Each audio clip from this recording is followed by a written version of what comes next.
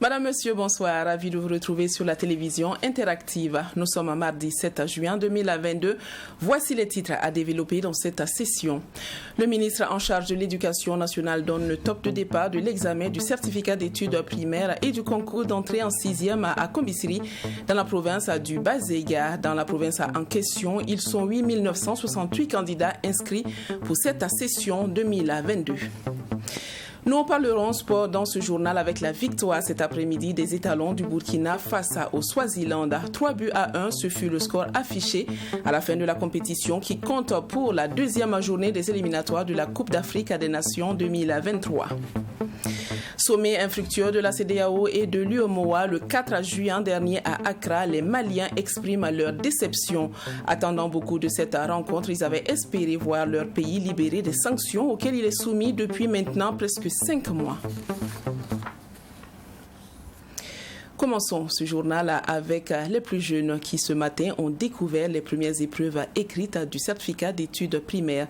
Le lancement de ce premier examen scolaire du cursus burkinabé a été fait par le ministre de l'Éducation nationale, de l'alphabétisation et de la promotion des langues nationales, Lionel Bilgo. Au plan national, ils sont 431 761 candidats, dont 55% de filles, des chiffres en baisse dans toutes les régions, excepté dans celle du centre et des hauts-bassins, une situation fort déplorable qui est alliée au problème de sécurité au Burkina Faso. Alexis Wenkouni, Belemnaba.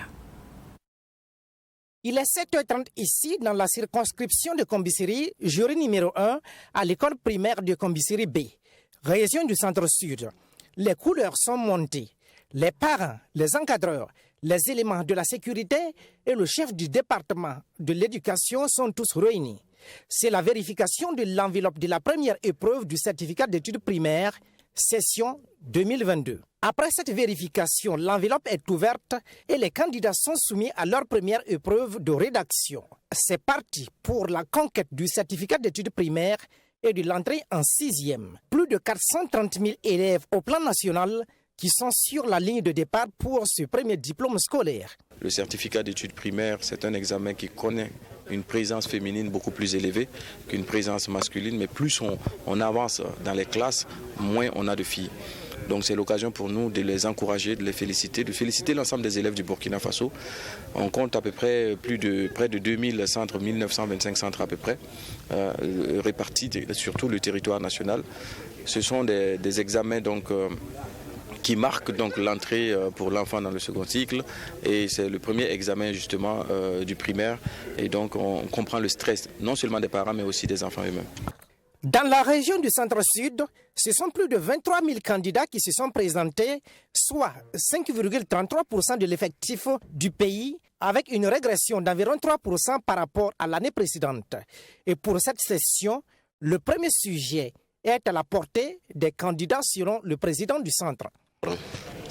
Et pour mon centre particulièrement, et la circonscription de Kombisiri, le jury numéro 1, le centre c'est Kombisiri B, nous avons au total 217 inscrits, soit 135 filles, 82 garçons. Malheureusement, nous avons constaté 2 absents, un garçon et une fille. Donc pour les candidats présents actuellement, nous avons 134 filles, 81 garçons, soit un total de 215. Pour le ministre en charge de l'Éducation nationale, son département est une machine à gagner. Lionel Bilgo s'est dit satisfait du niveau d'organisation de l'ensemble des examens. Vous savez, le MENA, c'est une machine à gagner. Des hommes et des femmes se sont battus durant donc des mois et des mois pour que ces examens cette année puissent se passer très bien. Le challenge le plus important pour nous au ministère de l'Éducation nationale, c'est aussi l'organisation du baccalauréat. Cette transmission donc entre le supérieur et le secondaire qui s'est fait, je pense, avec une franche collaboration des hommes et des femmes donc de ces deux institutions pour que tout se passe très bien. Les effectifs des candidats ont connu une baisse dans toutes les régions, sauf dans le centre et dans les hauts bassins. Malgré tout, Cette session connaît un taux d'accroissement de 4,16% par rapport à la session précédente.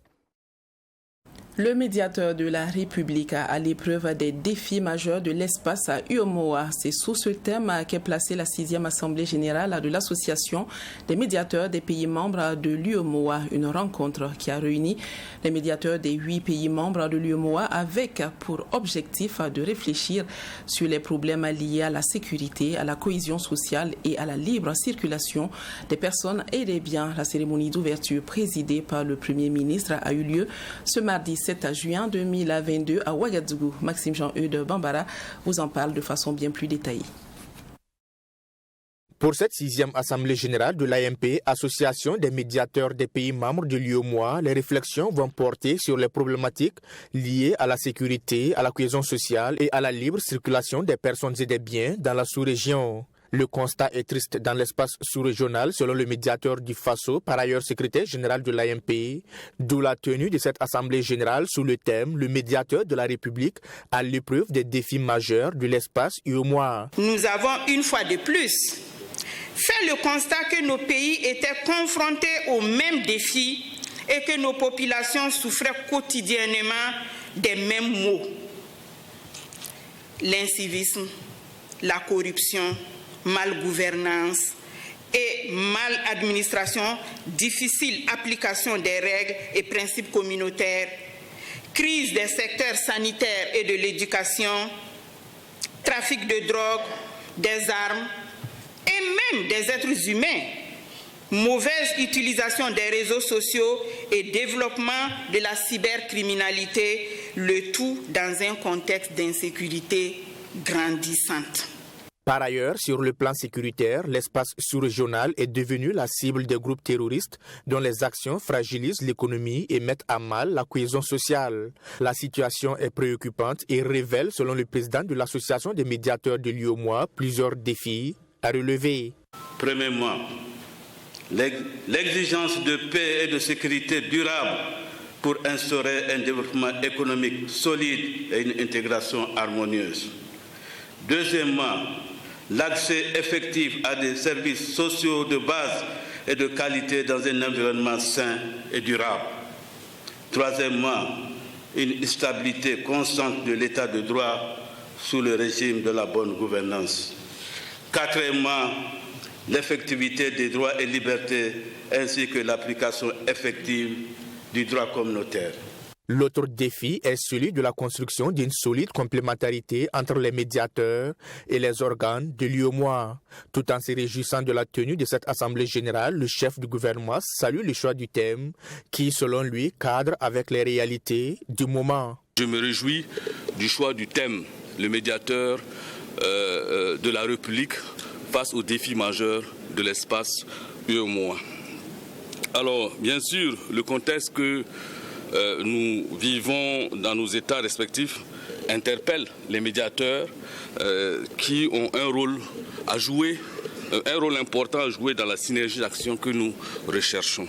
Et donc c'est pour cela que je fonde l'espoir qu'à l'issue de ces travaux-là, nous aurons des résultats probants et des propositions qui nous permettront donc de résoudre les problèmes de nos concitoyens, les problèmes liés à la protection des droits de nos citoyens. Cette Assemblée générale de l'Association des médiateurs des pays membres de l'UEMOA, dont la cérémonie d'ouverture a été présidée par le Premier ministre Albert Ouedraogo, a connu la présence effective des médiateurs des 8 pays membres de l'UEMOA. Elle se déroulera jusqu'au 10 juin prochain. La centrale d'approvisionnement en intrants et en matériel agricole Caïma en abrégé a été reçue en audience ce mardi 7 juin 2022 à la primature par le chef du gouvernement Albert Ouedraogo. Au menu des échanges, la présentation de la structure au Premier ministre, le point des acquis engrangés au cours de ces 2 dernières années ainsi que les difficultés rencontrées par la Caïma dans le contexte actuel de crise mondiale. Serge Kabori.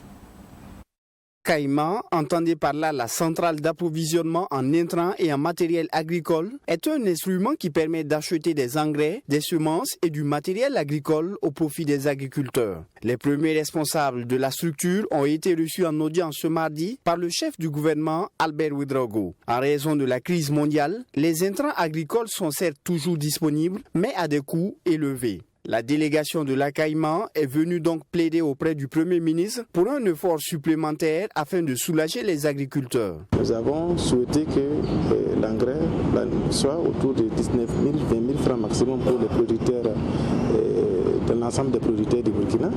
Nous avons également souhaité que les quantités que le gouvernement a déjà acquis, avec la subvention autour de 12 000 francs, nous sommes à 27 000 tonnes.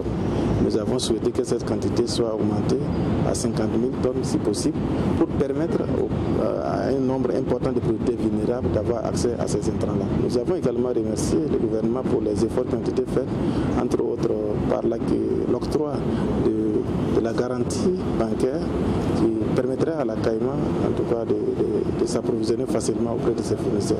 À ce jour, ce sont au total 27 000 tonnes d'intrants qui ont été disponibilisées par la CAIMA et elle entend se procurer 800 000 tonnes d'intrants. Nous avons acquis déjà, dans les magasins, nous avons près de 10 000 tonnes qui sont déjà dans les magasins.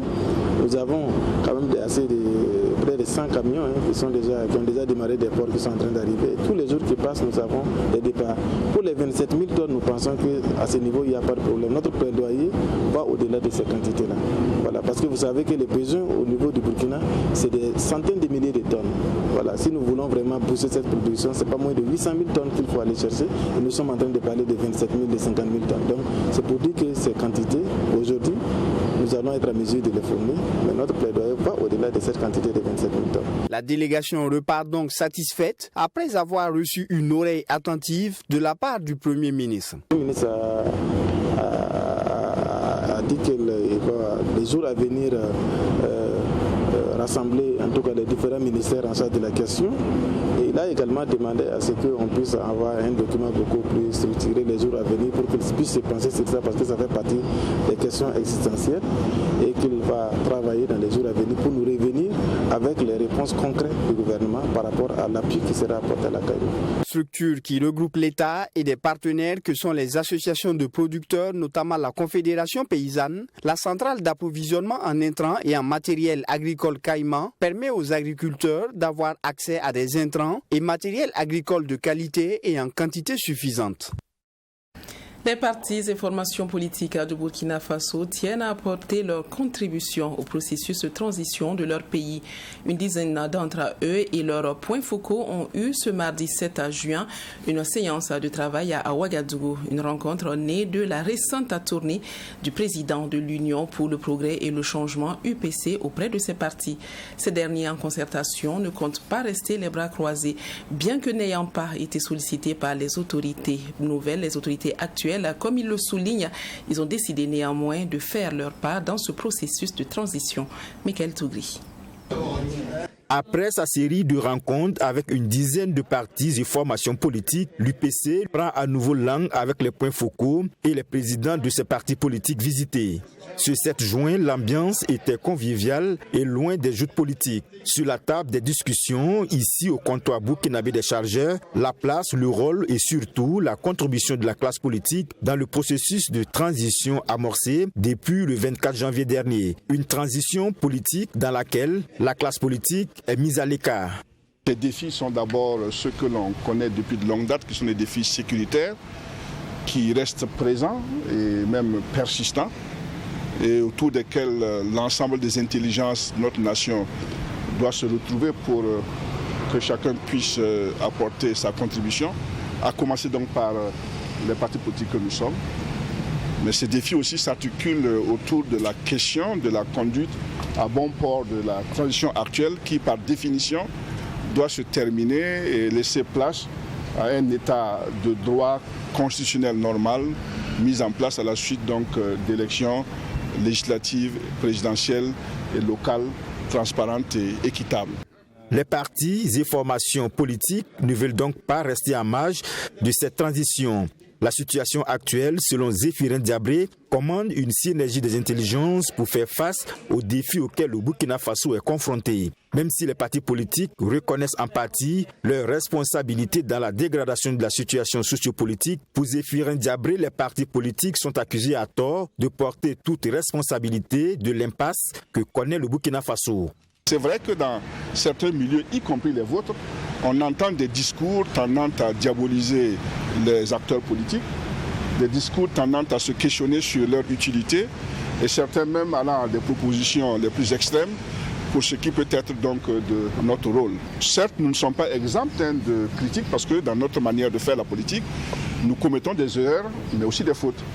Mais dites-moi dans quel groupe social dans ce pays-là, il n'y a pas une partie qui fait des erreurs et des fautes. Si la situation de la nation doit incomber à quelqu'un, elle doit nous incomber tous, que l'on soit homme politique ou pas, que l'on soit acteur de la coutume, que l'on soit religieux, que l'on soit opérateur économique, que l'on soit militaire, etc., etc. Au sorti de cette rencontre, Zéphirin Diabré, président de l'Union pour le progrès et le changement, la série de tournées va se poursuivre auprès d'autres partis et formations politiques, puisque la classe politique reste une composante incontournable de la vie de la nation. Le pèlerinage à la Mecque cette année est soumis à plusieurs mesures de restriction à cause de la pandémie à coronavirus. En plus de la réduction du nombre de pèlerins par l'Arabie Saoudite, le pays d'accueil a également limité l'âge des pèlerins. 65 ans, c'est le maximum pour participer au pèlerinage en 2022. Une mesure qui vise à préserver les personnes d'âge avancé plus vulnérables donc au Covid. Pour l'imam Alidou Ilboudo de l'AEMB, cette décision est salutaire. Il revient d'ailleurs sur la question de l'importance de la capacité physique pour le pèlerinage. Abdoulrahim Agnani. Après 2 années de suspension du pèlerinage pour cause de pandémie à coronavirus, les candidats au pèlerinage à la Mecque pourront effectuer le 5e pilier de l'islam cette année. Cependant, les candidats au pèlerinage sont soumis à des conditions, parmi lesquelles la limite d'âge qui disqualifie les pèlerins âgés de plus de 65 ans. Pour l'imam Alidou Ilboudo, cela ne pose aucun problème sur le plan religieux dans la mesure où ces conditions sont objectives. Les plus âgés sont les plus exposés à la maladie. Dans le processus de la maladie, ce sont les personnes âgées, effectivement de plus de 60 ans, qui sont les plus menacées. Et là, c'est une réalité. Donc, il était normal que les autorités sanitaires en charge du Hajj prennent des dispositions pour que, effectivement, il n'y ait pas beaucoup de personnes âgées à ce pèlerinage-là, au risque de compromettre la santé de tout le monde. Hormis la question du Covid-19, la capacité physique est un élément fondamental dans l'accomplissement du Hajj, ce qui n'est pas forcément lié à l'âge, précise l'imam, qui soutient également que l'âge peut jouer sur la capacité physique. Il n'y a pas un âge pour débuter le Hajj. On doit le faire à tout temps. Et même le prophète sallallahu alayhi wa sallam a dit que hâtez-vous de faire le Hajj de peur que une contrainte ne vous y empêche. Donc c'est mieux de le faire dès que possible, au lieu d'attendre le grand Hajj. Dans les conditions du Hajj, il y a la question de la capacité. La capacité physique, il peut y avoir que les personnes âgées aient des problèmes pour faire tout le rituel du Hajj du fait de leur grand âge. Pour les personnes déclarées inaptes, elles peuvent se faire remplacer par une autre qui a déjà fait son pèlerinage. Mais l'imam Ilboudo précise que cela n'est pas nécessaire dans la mesure où le Coran enseigne qu'en cas d'incapacité, le musulman est déchargé de l'obligation de faire le pèlerinage. Que quelqu'un qui a déjà fait son pèlerinage à lui-même, un déjà pèlerin, puisse faire le pèlerinage pour quelqu'un qui est empêché. Soit par l'âge, par la maladie. Donc ça peut être une alternative pour ces personnes-là, si c'est cette forme du pèlerinage qu'ils choisissent, ou que même la personne est décédée, mais qui avait l'intention de faire le Hajj, ces enfants peuvent le faire pour lui. Mais du moment qu'il y a une raison suffisante, objective, qui empêche la personne de faire le Hajj, bon, je ne pense pas que ça soit nécessaire.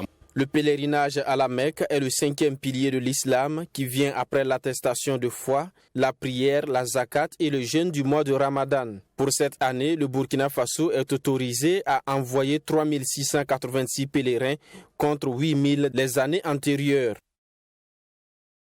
Je vous fais à présent découvrir une nouvelle association qui a été créée cette année en 2022. Donc, il s'agit de l'association La Casa des Inoubliables. Elle se fixe pour objectif de rendre des hommages populaires. Elle a présenté ses ambitions et les actions inscrites à son calendrier ce mardi aux hommes de médias. L'association La Casa des Inoubliables se proclame apolitique. Selon son président, la vision de l'association est de promouvoir l'intégrité et la paix et la cohésion sociale. Mami Driana Kamabou. Construire et consolider le patrimoine culturel et en faire un référentiel pour les générations futures, c'est l'ambition que se donne l'association La Case des Inoubliables. Il s'agit également de rendre des hommages populaires aux monuments humains ou institutionnels, et dans l'optique de permettre aux jeunes de faire un retour aux sources et de se connecter à leur histoire, une bibliothèque numérique sera mise en place dans le cadre des activités de l'association. Il y a beaucoup de personnes qui ont donné leur vie à se battre pour le développement du Burkina Faso et qui sont dans l'anonymat. Nous voulons le 1er novembre les appeler et leur dire merci. Merci papa, merci grand-père de tout ce que tu as fait. Voici, nous te récompensons, nous voulons reconnaître tes mérites. On ne veut pas attendre que quelqu'un soit sous la tombe pour lui décerner une médaille de reconnaissance. Nous ne savons même pas ce que c'est que la vie. Après la mort, là, on ne connaît même pas d'abord. L'association, dans son calendrier, compte organiser des activités pour rendre hommage aux hommes et aux femmes qui ont contribué au développement socio-économique, culturel du Burkina Faso.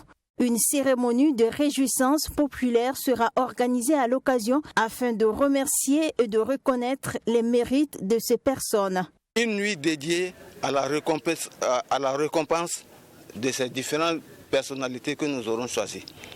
12 trophées pour récompenser et 30 certificats de reconnaissance. Pendant la semaine, nous allons faire du cyclisme, une course cyclique, du pétanque, des crosses populaires, des tournois maracana. L'association La Case des Inoubliables récompensera aussi les jeunes qui ont porté haut le drapeau du Burkina Faso. Nous n'avons pas oublié la jeunesse. Il faut que les aînés soient des modèles pour nous. Il faut que nous encourageons également la jeunesse à faire mieux que ses aînés. D'où nous avons prévu des certificats de reconnaissance. Notre objectif même, en remettant les trophées, de voir avec les autorités s'ils peuvent leur décerner la plus grande reconnaissance qu'on peut donner à quelqu'un à son vivant. Cette association qui a été créée en 2022 est reconnue par l'État burkinabé. Selon son président, lance un appel aux nouvelles autorités à créer un cadre de concertation avec toutes les forces vives afin qu'elles participent à la rédaction d'un schéma directeur de développement durable. Elle a également invité les partis politiques et la société civile à participer à une large sensibilisation sur les racines du terrorisme et à préparer les mentalités pour l'émanation d'un Burkina nouveau. Actualité sportive, les étalons du Burkina se rapprochent d'Abidjan en course pour la qualification à la CAN 2023. La bande de Hubert Velud a fait un excellent match en s'imposant face au Swaziland à Johannesburg avec un score final de 3-1. Le compte rendu est de Bessogré John William Somda. Suprématie confirmée pour les étalons dans le groupe B des éliminatoires de la CAN 2023. Face au Silangu Semnikati de l'Eswatini, les étalons ont tout simplement fait parler leur expérience. La première partie est à tout point de vue équilibrée avec des étalons qui se heurtent au bloc bas des Silangu Semnikati. Après 45 minutes sans occasion franche, les deux formations se quittent dos à dos pour la période d'oxygénation. En seconde partie, les Eswatinais montent d'un cran, bousculent les étalons qui finissent par craquer. Surpris dans le dos par un long ballon, Issoufou Dayo et Edmond Tapsoba voient une Dizinza tromper Kylian Nikema pour l'ouverture du score à la 64e minute. Un but qui vient couronner la belle période de domination du Silango Semnikati qui pense même faire le ménage dans le camp burkinabé. Loin d'être abattus, les étalons reprennent progressivement du poil de la bête et ne mettent que 5 petites minutes pour faire la jonction. Dango Ouattara, au terme d'un bel enchaînement, remet les deux équipes à égalité à la 69e minute.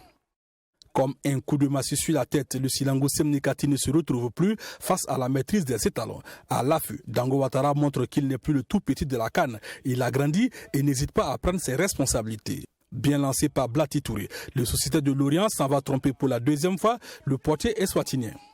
D'un intérieur du gauche bien ajusté, Dango signe son 3e but dans les éliminatoires de la CAN Côte d'Ivoire 2023. Les étalons sont définitivement relancés et Cédric Badolo en profite pour se signaler. Le temps de servir Aziz Stefanki sur une merveille de passe pour la balle du 3-1. Synonyme de victoire pour les étalons face au Silango Semnikati. Une victoire qui permet aux hommes du Bain Velut absents pour raison de Covid de conforter leur première place dans le groupe B. Avec 2 victoires en autant de rencontres, le Burkina Faso se met dans de belles dispositions pour assurer au plus vite sa qualification à la prochaine CAN. Le manque de compromis entre les autorités de la transition malienne et les chefs d'État de la CEDEAO à l'issue du sommet sur le Mali, le Burkina Faso et la Guinée tenu le 4 juin dernier à Accra désole fortement les Maliens. C'est amèrement qu'ils constatent encore et toujours le maintien des sanctions qui frappent leur nation depuis presque 5 mois. Résignés, les Maliens rencontrés dans les rues de Bamako accusent les deux camps pour ce qu'ils qualifient d'échec du sommet. Reportage de notre correspondant à Bamako, Moureima Soulou. Les Maliens avaient fondé beaucoup d'espoir sur le dernier sommet de la CEDEAO tenu à Accra le 4 juin dernier. Espoir vite balayé par le manque de compromis entre les autorités maliennes et les chefs de l'institution, prolongeant ainsi l'embargo sur le Mali. Pour cet observateur de la vie politique, les Maliens se sont laissés manipuler par des propagandistes. Il n'y a pas eu d'accord, mais je n'aurais pas parlé d'échec, dans la mesure où le sommet d'Accra n'avait pas prévu, en tout cas aucune source formelle n'avait parlé de lever des sanctions au cours de ce sommet extraordinaire. Seulement, il y a quelques propagandistes à la solde de certains tenants du pouvoir qui ont fait croire à l'opinion publique que les sanctions seront levées lors de ce sommet.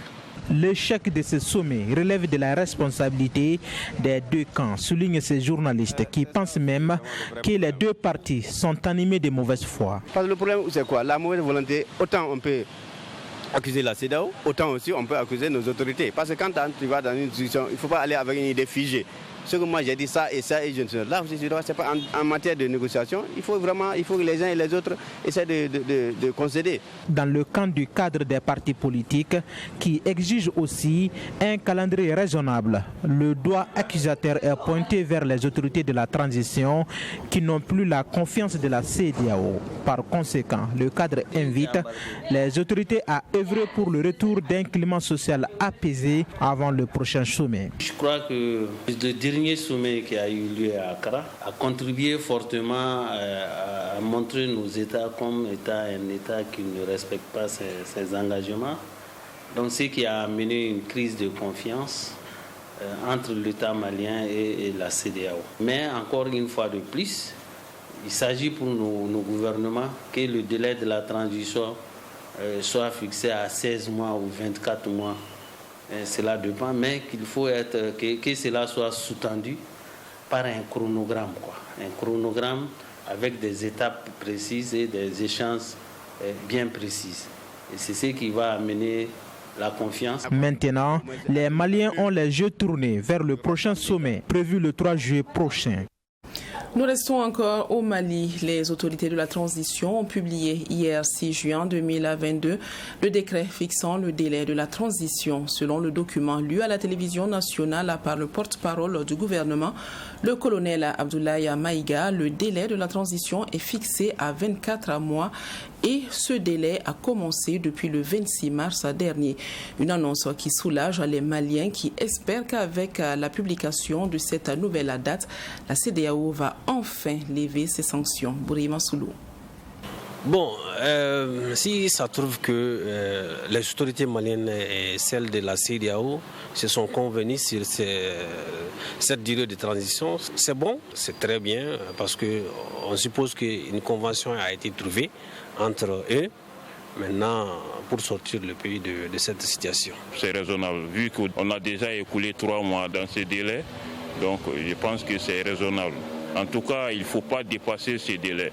Il faut mettre une commission en place pour veiller à ce que ces délais soient respectés. Pour moi, le gouvernement a pris quand même une décision très responsable et une décision très respectable normalement pour la communauté internationale. S'il n'y a pas de mais visible, normalement la communauté internationale doit accepter ce qu'on appelle ces délais qui a été vraiment signé par les 2 personnes. Quand même, ça n'a pas le jeu que les Maliens veulent, mais comme le gouvernement a accepté de rentrer, on est obligé de suivre le gouvernement.